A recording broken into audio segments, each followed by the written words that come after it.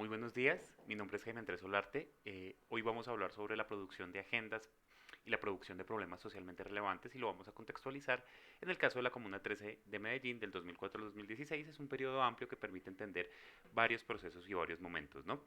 Espero que ya hayan visto los videos introductorios para que se hagan una idea más o menos de lo que nos vamos a enfrentar y de lo que vamos a construir. Vamos a hablar específicamente de violencia, ¿no? Y de construcción de víctimas y de construcción de problemas en torno a la violencia, ¿vale? Nuestro objetivo principal es comprender el marco relacional en el que se producen las formas de problematización en la agenda pública, utilizando como ejemplo el desplazamiento forzado interurbano en la Comuna 13 de Medellín del 2004 al 2016. Listo. Para lograr este objetivo vamos a tener tres momentos. Vamos a hacerlo en tres espacios distintos. Número uno, vamos a definir cuáles son los conceptos básicos para la construcción de agendas públicas. ¿Qué es un problema socialmente relevante? ¿Qué es una agenda pública? Y desde allí vamos a establecer metodológicamente eh, espacios para revisar cómo se hace el marco relacional entre el Estado y la sociedad. ¿Cómo hacía el marco relacional entre el Estado y la sociedad? Los caminos de interacción que se establecen entre el Estado y la sociedad y que tienen efectos en intervenciones públicas desde el trabajo social, desde la psicología social, desde la antropología y desde otras ramas de las ciencias sociales que estamos interesados en conocer. Finalmente, presentaremos un estudio de caso, obviamente, presentaremos el estudio de caso, los estudios de caso en torno a la Comuna 13 de Medellín. Entonces iniciamos con lo que es un problema y un problema socialmente relevante. Tenemos claro ya, a partir de los videos explicatorios, introductorios que vimos, que hay una diferencia entre un problema personal y un problema social. Un problema social empieza o es entendido como socialmente relevante o de impacto para la sociedad cuando tenemos una influencia en un número muy significativo de personas. Entonces tenemos primero, para que eso pase tenemos que tener algunas condiciones. Número uno, hay una realidad objetiva. Hay algo que está afectando, que está molestando a las personas y que impide un correcto desarrollo de las capacidades. Entonces hay una realidad fáctica. Hay algo que pasa que no nos gusta como sociedad. Un segundo momento que es un momento de percepción. ¿Cómo así? Ahí está el problema, pero no es lo mismo como lo veo yo a como lo ve yo como experto, yo como trabajador social, a como lo ve, por ejemplo, un funcionario del IDU. Vamos a hacer un ejemplo claro. Tenemos un problema de luz. En el barrio, no hay, en un barrio concreto de Bogotá no hay luz. En este barrio en el que no hay luz, entonces tenemos varias opciones, varias posturas, varios lugares desde donde se visibiliza. Por un lado está las personas afectadas del barrio. El problema de ellos es que no hay luz. ¿Ellos qué hacen? Envían una carta, envían una solicitud a la empresa de energía de Bogotá. Y en la empresa de energía de Bogotá reconocen que ya reconocen el barrio, hacen todos los procesos y el problema se vuelve un problema técnico. Entonces el problema ya no es que no hay luz, sino el problema es de dónde saco la luz, cuáles son los elementos técnicos necesarios para lograr activar o para lograr comunicar o para lograr transferir la luz al barrio. Y esto en cada uno de estos procesos se dan tensiones. En el barrio pueden haber personas que no quieren la luz porque es que la están sacando gratis. Entonces, saben que cuando llega la luz gratis se va, porque es que eh, esto es un caso real. En el barrio había luz, pero no era una luz legal. El tema era que había un grupo de personas dentro del barrio que quería legalizar el barrio y además valorizar sus inversiones, valorizar la casa. ¿Mm? Pero hay otras personas que no les interesaba eso porque estaban en una condición de pobreza y en una condición de pobreza extrema que pues, su interés estaba más ligado a mantener la obtención de ese servicio de manera gratuita. No había alumbrado público tampoco, entonces eso también era un problema de seguridad. Entonces habían muchas tensiones que tienen que ver con la percepción de la realidad fáctica. Entonces un problema no es para nada un asunto dado. El problema se construye. La construcción del problema es lo que nos permite entender cuáles son las redes o cuáles son los caminos por los que se relaciona el Estado y la sociedad. ¿Sí? Es uno de los caminos más importantes para entender cómo se relaciona la sociedad con el Estado. Es decir, si entendemos cuáles son las redes de problematización, podemos entender cuáles son las tensiones que hay entre una percepción técnica y una percepción, digamos, comunitaria, que tienen que ver más con el lugar de enunciación que con la incapacidad de unos o de otros para ver o para entender dicho problema. ¿Listo? Entonces, tiene que ver entonces con la manera en que se describe el problema, con la red, con una red semántica, con una red de discurso que se utiliza para describir el problema, en qué elementos se utilizan para definirlo. Esto está completamente relacionado. Y entonces, cuando hablamos de relevancia social de un problema, entonces hablamos de diferentes formas de entender el mundo, de decir el mundo. Y hablamos de tránsitos y despliegues de la necesidad. La necesidad no es una cuestión absoluta. Volvamos. ¿Qué necesita la empresa de energía de Bogotá para resolver el problema? ¿Qué necesita la gente del barrio o una parte de la gente del barrio para resolver el problema? ¿Qué necesita? ¿Qué se necesita? La necesidad tiene que ver con una construcción histórica, con una construcción cultural que se enmarca en un contexto determinado. No está dada, no es absoluta. Entonces hay tránsitos, entonces las necesidades dialogan entre ellas. Y entonces esto nos lleva a otro punto, que son las formas de agendamiento. La manera en que cada grupo hace transitar, hace correr, hace, digamos, le da relevancia a su necesidad son distintas. Mientras que la comunidad tiene la tutela, los derechos de petición, acciones conjuntas y distintas acciones legales o incluso acciones que no son ilegales, pero quiero decir no están normadas, son espontáneas, ¿sí? Como las movilizaciones, las marchas, los mitines, están por fuera del ámbito formal de la demanda pública, están por fuera de los elementos que da la ley. Son elementos que, corrijo, no, sí los da la ley, pero no los da con efectos claros. Es decir, usted tiene derecho a protestar, tiene todo el derecho a manifestarse, es su derecho. Pero no hay ninguna ley que diga que después de 15 días de paro o 3 meses de paro hay que hacer una nueva constituyente. Eso no está, eso no existe.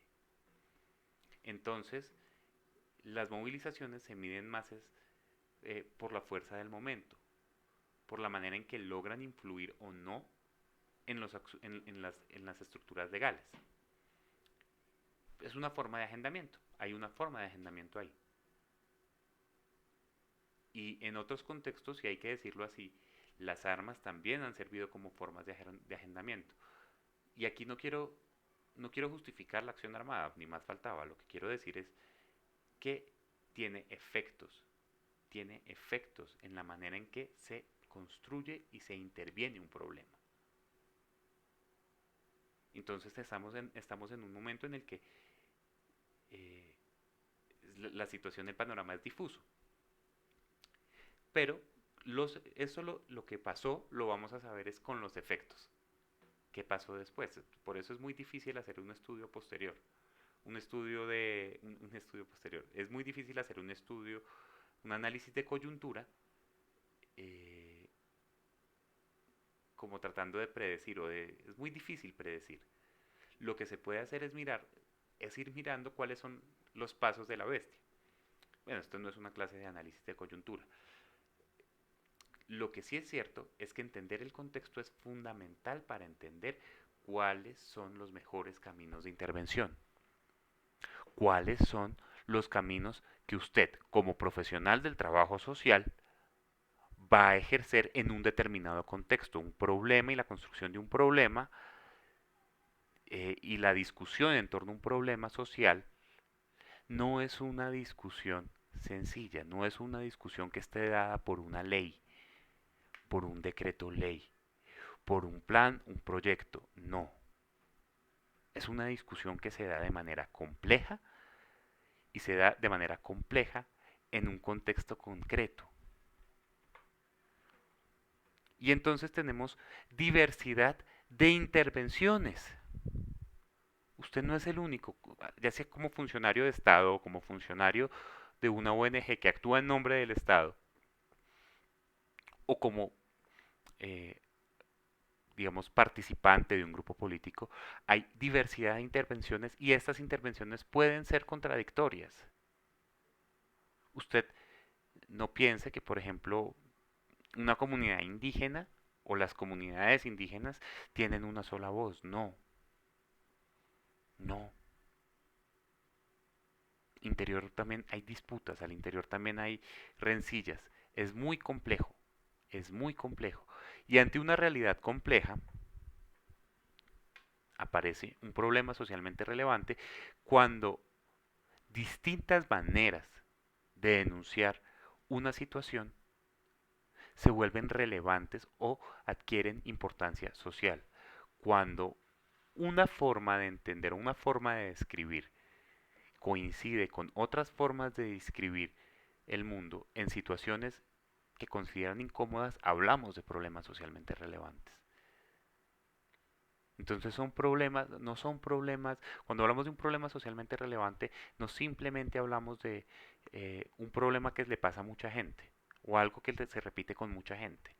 Hablamos de una construcción, una construcción de múltiples formas, uno, de agendamiento, formas de interacción o de resolución del problema, dos, de estructuras de red o de estructuras simbólicas distintas, y tres, hablamos de la coincidencia de estos elementos en una situación objetiva, en una situación concreta, desempleo, violencia. Entonces, de eso hablamos cuando hablamos de un problema socialmente relevante. Y entonces, ¿qué está en disputa? El papel de la población está en disputa. La manera en que se tramitan los conflictos. ¿Por qué el papel de la población? Porque es que cuando se habla de un problema socialmente relevante, estamos hablando que las formas de ver el problema de la población no son las únicas que existen y hay que mirar qué se, qué se decide o de qué manera es planteado el problema para la intervención. Es que esto es para la intervención, ¿sí? ¿De qué manera se plantea el problema?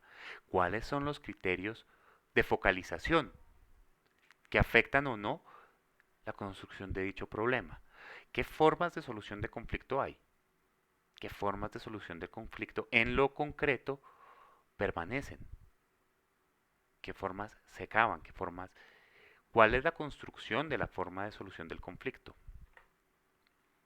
Entonces, ¿hasta qué punto los actores tienen más o menos capacidad de decisión? ¿Hasta qué punto un actor puede o no mantener eh, o revisar su propuesta de problematización? ¿Hasta qué punto la intervención se hace pensando desde la lógica de un actor concreto? Lo que, lo importante acá es, mire, y esto también es para planeación, ojo, la mitad, la mitad de la solución de un problema está en su planteamiento. ¿Qué quiere resolver? ¿Cuáles son mis criterios? ¿Cuáles son mis indicadores? Esto no es secundario. Esto no es secundario. Un marco lógico, cuando usted lo ve, usted no lo tiene que ver o cualquier elemento de salida de planeación, usted no lo puede ver eh, como, digamos, el planteamiento del problema no lo puede ver como algo de trámite. Es que esto define la manera en que usted va a ver el problema y define a quién va a excluir y a quién va a incluir dentro de su propuesta de intervención. Amigo trabajador social, amiga trabajadora social. El trabajo social surgió como una manera, como una lógica de intervención. Bueno, ya no es eso, ya no es una lógica de intervención ligada a los intereses del Estado, ya no es una lógica de contención. Sin embargo, hay que pensarse entonces en cuál es el o cuál es la lógica de construcción de problema que estoy aplicando en mi práctica profesional. Es una cosa que parece elemental, ¿no? Que parece elemental, pero no lo es. Resulta ser estructural, nodal. Es un punto que aglutina un montón de cosas más. Y también estamos ligados a las aspiraciones, a las ideas futuro, a las ideas de futuro, a los proyectos de sociedad. Con cualquier intervención se aporta a un proyecto de sociedad concreto. Eso no se puede evitar. ¿Cuál es su proyecto de sociedad? Listo. Entonces, vemos que las disputas son amplias, pero ¿y ahora cómo cogemos a este monstruo? ¿Cómo agarramos eso? ¿Cómo entendemos cuáles son los caminos y cuáles son las redes o cuáles son los elementos que necesito para entender cómo se formulan problemas socialmente relevantes? Entonces, para la construcción de problemas socialmente relevantes en la agenda pública, y acá vamos a ver una cosa, la agenda pública, perdónenme, la agenda pública es el lugar oficial desde donde se enuncian los problemas desde el Estado, público estatal, podemos decirle. Es donde se articulan, más que un lugar, es un proceso en el que se definen claramente cuáles son los problemas que van a ser intervenidos. Entonces es la cristalización de la construcción de problemas socialmente relevantes. En una agenda, bueno, hablamos de agenda, cuando hablamos de agenda tenemos que decir claridad que ya los autores no hablan de una agenda, hablan de múltiples agendas. Pero entonces vamos a ponerle el apellido público estatal. En la agenda público estatal se concentran las, las problemáticas que van a ser tratadas por el Estado. Se incluyen unas, se excluyen otras. El no hacer nada, y ojo, exclusión no es lo mismo a no hacer nada. Decidir no hacer nada es decidir hacer algo. Exclusión es simplemente que no existen. ¿Mm? No existen, se borran. No es que no se haga nada, es que no se discute sobre eso. Entonces, primero, vamos a hacerlo desde el análisis de redes de sentido. Y vamos a apoyarnos en la sociología simétrica para eso. ¿Qué es una red de sentido? Es una estructura de dispositivos, óigame, de dispositivos que permiten un tránsito del problema. ¿Cómo hace una red de dispositivos? Míreme este ejemplo. Tenemos una tutela que solicita una reivindicación especial o la atención la atención en torno a un derecho vulnerado de población desplazada. Y después tenemos muchas tutelas en torno a esto. Después de esta tutela, eh, hay otro documento, se acepta. Se acepta la tutela y se aceptan varias tutelas. Se empiezan a fallar. Entonces acá hay otro elemento de la red. Otro elemento de la red que se vuelve un articulador de la problematización, se vuelve un dispositivo porque genera una interacción en otros dispositivos. ¿Sí? Pongámosle un ejemplo. Continuemos con el ejemplo. Las sentencias son falladas individualmente, muchas de manera negativa para para los desplazados. Todas estas sentencias se apelan en grupo y se vuelve a aceptar. Y la Corte Constitucional saca una sentencia unificada que declara el estado de cosas inconstitucional. Un estado de cosas inconstitucional en materia de atención a víctimas. Sentencia unificada 008 del 2004. Un estado de cosas inconstitucional nos está diciendo y nos está hablando de que toda la acción que hace el Estado está por fuera de la Constitución. Ninguna acción del Estado cumple con criterios mínimos de aseguramiento de derechos. ¿Y qué generó esto? ¿Fue la Corte? No, no fue la Corte. Se genera desde un reclamo individual que hace un tránsito por distintos dispositivos para llegar a un dispositivo mayor que cambió radicalmente la forma de atender a los desplazados y a las víctimas en Colombia. Hay un punto de corte ahí, hay un punto de inflexión ahí, hay un antes y un después. Entonces, hablamos de distintas redes. ¿Qué es lo que tenemos que buscar? Tenemos que ser muy atentos a mirar las redes. ¿Cuáles son las redes de sentido? ¿Cuáles son las redes de sentido que primero posibilitan y mueven en lo micro, es decir, en la comunidad, cuáles son los medios que utiliza la gente para relacionarse con el Estado o para relacionarse para resolver sus problemas? ¿Cuáles son esos medios? En segundo lugar, ¿cuáles son las redes de sentido transversales que permiten que esos reclamos trasciendan o no? ¿Cuáles han sido los caminos? Cuando tengamos eso claro, entonces podemos empezar a coger al toro, porque lo que sigue es camino. Entonces, cuando ya tenemos eso claro, entonces podemos empezar a hacer una exploración y una descripción parcial. Podemos hacer una observación exploratoria. Podemos hacer algunas entrevistas preliminares. Podemos hacer una recolección documental preliminar. Ojo, estoy hablando para un proyecto, para procesos de investigación. Para procesos, para procesos, digamos, de intervención, usted no tiene todo el tiempo para hacer esto. Pero usted sí tiene que estar atento a qué fue desde dónde se está diciendo, desde qué lugar se está diciendo y desde qué perspectiva se está diciendo. ¿Por qué? Porque es que si no, no va a poder tener conversaciones fluidas con las personas que representan otras posturas, ¿sí? Que representan otros intereses. Y en mi opinión la idea sí es construir algo, no solamente quedarse en una queja estéril. Entonces, después de eso, ya cuando usted tiene una exploración inicial, usted ya puede construir un argumento en torno a lo que, eh, en torno a los problemas que usted va a tratar. Puede hacer una recolección de documentos jurídicos normativos, una recolección de documentos académicos, una recolección de entrevistas en profundidad. Hay distintas eh, met herramientas metodológicas para el tema. Hay que plantearlo, pero hay que plantearlo en un proyecto de investigación.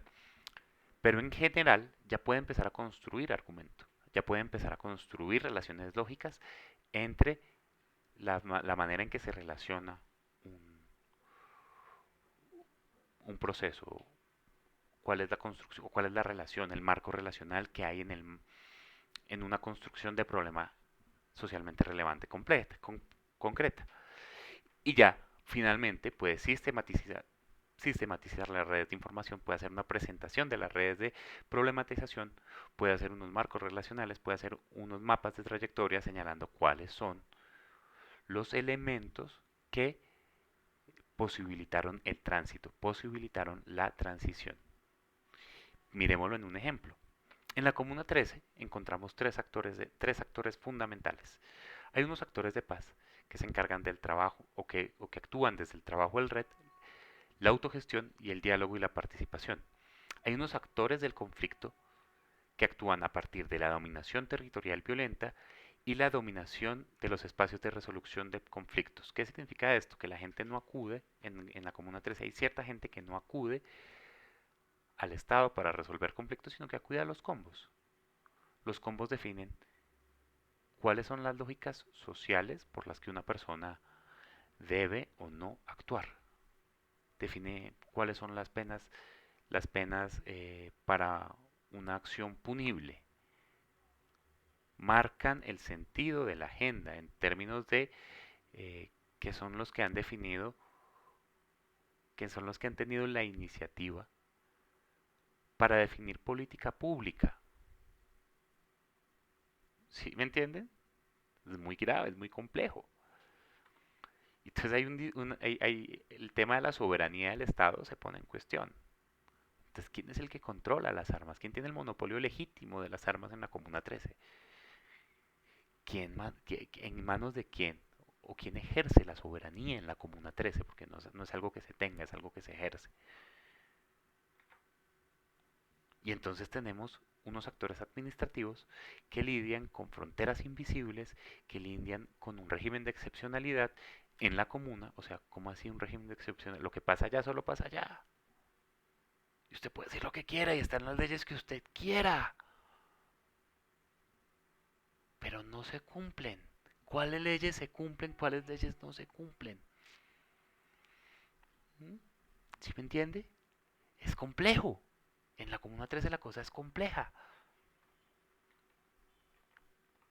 Y si vamos a profundidad, encontramos que existe una forma de enunciar desde la estatidad que es racional e instrumental, que está ligada a fines y medios, que hay una visibilidad, o sea, que lo que miran solamente es el marco funcional.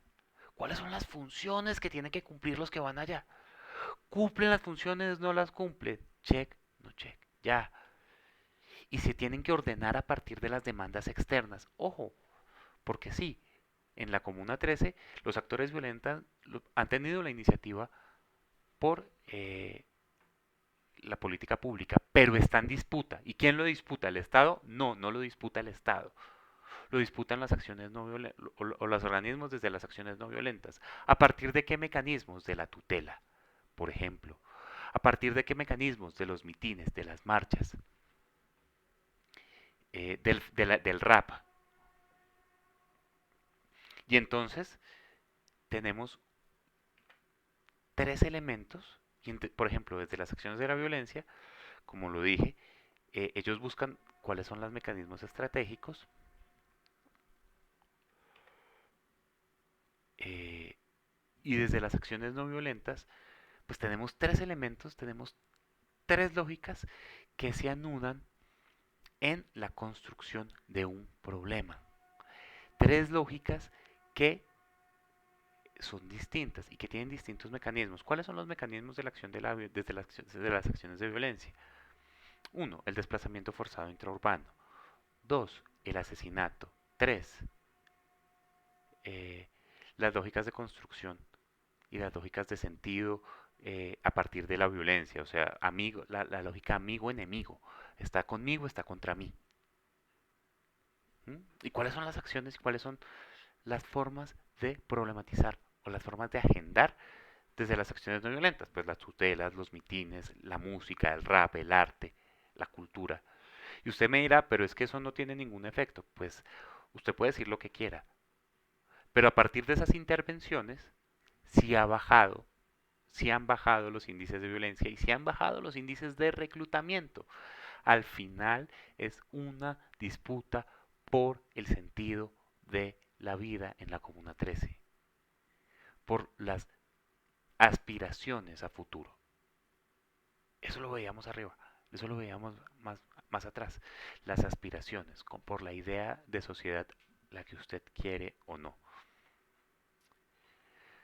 La estatidad actúa como una red, como un nodo que absorbe todas estas demandas sociales y las estabiliza en una agenda concreta. Entonces la construcción de la agenda está ligada a relaciones de poder, está ligada a la capacidad que tiene un actor de influir o no en ella. ¿Sí? Ese es el punto. Y pensando en esto, yo quiero que ustedes en el foro respondan a la siguiente pregunta. ¿Qué elementos de construcción de problemas socialmente relevantes pueden verse en la canción Soldados del Juguete del grupo Agrorap? Y usted responde eso, lo piensa, utiliza la bibliografía que hemos usado, la bibliografía recomendada que se dejó, los videos recomendados y en lo posible, utiliza fuentes externas, fuentes que no le he dado yo. Las puede conseguir en Google Académico, en la biblioteca de Claxo. Dejo los links en la descripción. Dejo los links de esas herramientas metodológicas en la descripción. Después de eso, usted va a leer las publicaciones, no de todos sus compañeros, de al menos dos, las que le llamen la atención. Y las puede contradecir, las puede eh, apoyar, puede señalar imprecisiones, lo que quiera. Pero tiene que responder al menos dos de las publicaciones de sus compañeros. Respuestas serias, respuestas fuertes, respuestas que usted, mejor dicho, como cuando usted se sienta a pelear en Facebook. Así, pero con base en esto. ¿Mm? Obviamente, desde el respeto y desde el cariño y desde el amor. Porque acá estamos trabajando, acá estamos estudiando es trabajo social, acá no estamos estudiando eh, sicariato ni vandalismo, que estamos estudiando porque creemos, o por lo menos es lo que aspiro de ustedes, porque creo que quieren algo mejor, que quieren ayudar. Entonces, desde ese amor que los motiva a la carrera, vamos a dar estas respuestas. ¿Listo? Este va a ser la forma de evaluación. Entonces vamos a tener, el foro va a tener un 30% en la nota de este segmento.